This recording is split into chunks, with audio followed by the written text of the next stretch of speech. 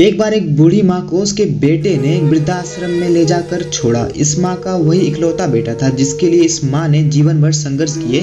इस बेटे के लिए वो सब कुछ किया जो एक माँ कर सकती थी, और आज भी अपने बेटे को किसी भी तरह का कोई परेशानी ना हो इसलिए आश्रम में रहने के लिए भी तैयार हो गई। वृद्धाश्रम में रह रही माँ को हमेशा अपने बेटे को याद करती, मगर बेटा केवल साल में एक बार मिलने आता या फिर फोन पर बात कर लेता। कई साल बीत गए।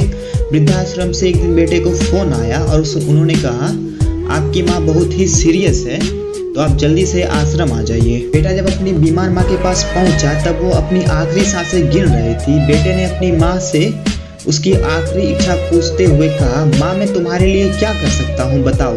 माँ ने कहा, बेटा आश्रम में गर्मी और मच्छर बहुत ज़्यादा है, यहाँ पर कुछ पंखे लगवा देना।